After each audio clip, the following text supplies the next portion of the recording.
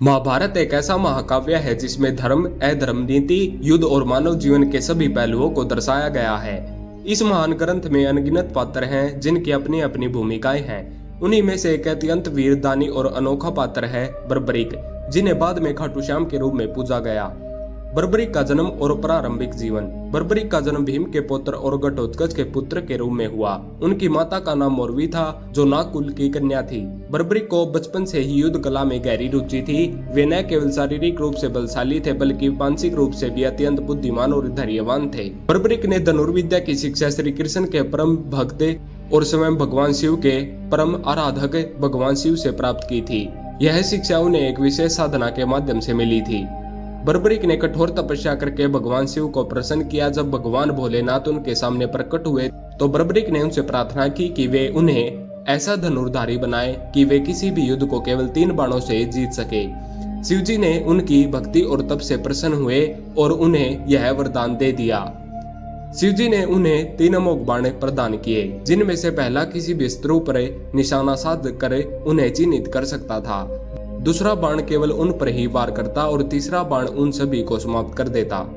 इसके साथ ही उन्हें एक विशेष धनुष भी प्राप्त हुआ जो अत्यंत शक्तिशाली था।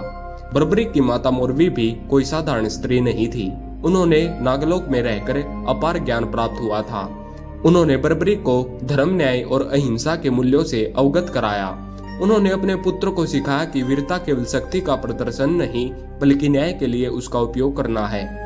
बर्बरीक ने यह प्रण लिया था कि वह हमेशा कमजोर पक्ष का साथ देगा। यही कारण था कि जब महाभारत युद्ध की घोषणा हुई तो बर्बरीक युद्ध में भाग लेने के लिए हस्तिनापुर की ओर चल पड़ा, लेकिन मन में यह निश्चय कर लिया कि वह उसी पक्ष का साथ देगा जो हार की स्थिति में होगा।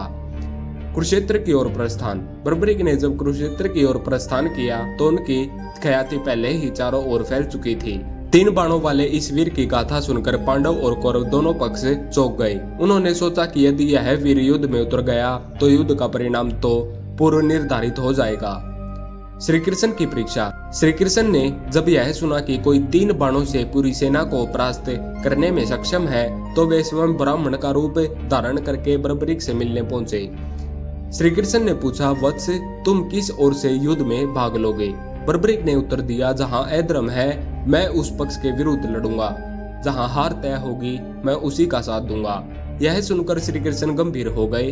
उन्हें ज्ञात था कि यदि बर्बरीक युद्ध में शामिल होता है तो उसकी नीति के अनुसार हर बार जीतने वाला पक्ष हारता जाएगा और यह युद्ध अंतहीन हो जाएगा। त्याग की प्रकाष्ठा। सिर का दान। श्री कृष्ण ने उनसे एक आखिरी परीक्षा ली। उन्होंने उससे कहा, हे वीर, यदि तुम्हें अपना सिर दान में देना पड़े तो क्या दोगे? बर्बरीक ने बिना शक भरे सोच के कहा, प्रभु, यह सिर आपके चरणों में है। कृष्ण ने उनसे उसका असली रूप दिखाया और कहा, हे श्याम, तुम्हारा बल, भक्ति और त्याग इस युग को नई दिशा देगा। मैं चाहता हूँ कि तुम यह युद्ध देखो लेकिन भाग न लो। बर्बरीक ने अपने सिर का दान दे दिया। श्री कृष्ण ने उसका सिर एक ऊंचे पर्वत पर स्थापित करवा दिया, जहां से वह संपूर्ण महाभारत का युद्ध देख पा रहा था। बर्बरीक बना खाटू श्याम। युद्ध समाप्त होने के बाद पांडवों ने श्री कृष्ण से पूछा, इस युद्ध में सबसे बड़ा योद्धा कौन था? श्री कृष्ण ने उत्तर दिया, बर्बरीक।